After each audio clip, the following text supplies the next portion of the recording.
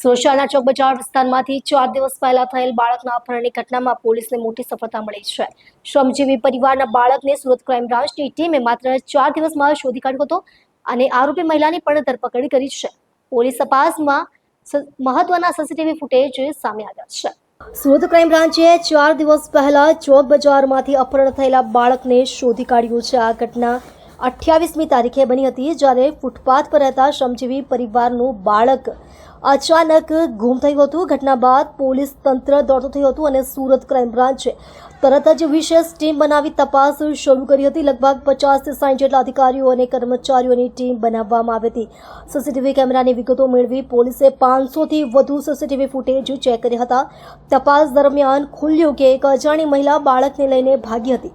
આ મહિલા પહેલા પણ અલગ અલગ શહેરોમાં બાળકોના અપહરણનો પ્રયાસ કરી ચૂકી હતી. પોલીસે ચોકસાઈ ભર્યા પગલા બાદ પત્તો લગાવ્યો કે આરોપી મહિલા બાળકને લઈને વલસાડ સુધી પહોંચી ગઈ હતી. એટલું જ નહીં, પોલીસ સૂત્રોના જણાવ્યા મુજબ તે બાળકોને સાથે લઈને આસામ જવા માટે રવાના થવા તૈયારીમાં હતી.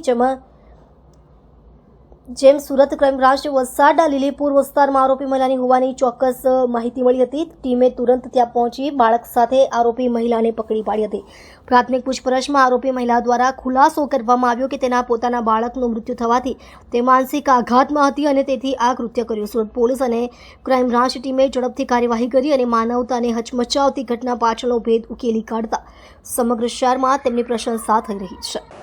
ગઈ તારીખ 28/9/2025ના રોજ સુરતના રાજમાર્ગ રોડ પર ચોક બજાર પાસેથી એક 4 વર્ષના બાળકનું કિડનેપિંગ કરવામાં આવ્યું હતું.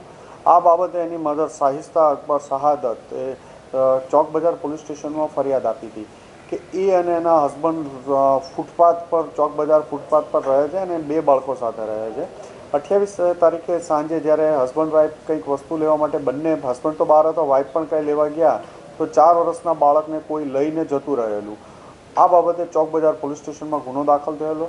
ખૂબ જ દયાની પરિસ્થિતિમાં રહેતા હોય અને ખૂબ સંવેદનશીલ વસ્તુ હોય, સુરત પોલીસ કમિશનર સાહેબ અને જોઈન્ટ કમિશનર ક્રાઇમ બ્રાન્ચ સાહેબ દ્વારા સુરત ક્રાઇમ બ્રાન્ચને આ ગુનો ડિટેક્ટ કરવા માટે સૂચના આપવામાં આવેલી હતી.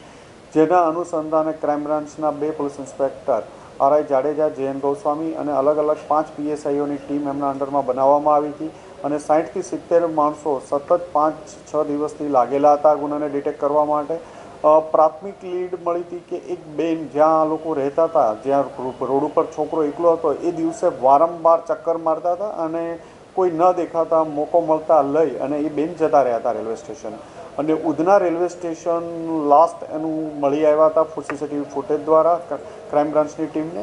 આગળ કોઈ લીડ મળતી નહોતી, જેથી ક્રાઇમ બ્રાન્ચની અલગ અલગ ટીમો બનાવી એ સમય દરમિયાન ઉધના રેલવે સ્ટેશનથી આગળ પાછળ જતી તમામ ટ્રેનો અને એના સ્ટોપ ઉપર ચાલુ કર્યું હતું, જેમાં ઉધનાથી નવસારી, વલસાડ, મુંબઈ સુધીના તમામ સ્ટેશનો લેવામાં આવ્યા હતા અને આ તરફ કીમ, કોસંબા, અંકલેશ્વર, ભરૂચ અને વડોદરા સુધીના તમામ સ્ટેશનોની તપાસ કરવામાં આવી હતી. ક્રાઇમ બ્રાન્ચની એક ટીમને વડોદરામાં લીડ મળી કે આ લેડી અન્ય 4-5 માણસો સાથે Surat railway station, Vadodara railway સ્ટેશનમાં મળી આવે છે. ત્યાં પણ બાળકોને કિડનેપ કરવાનો પ્રયત્ન કરતી હોય, અલગ અલગ જગ્યાએ રેકી નાના બાળકો એકલા હોય એની સતત વોચ કરતી મળી આવી.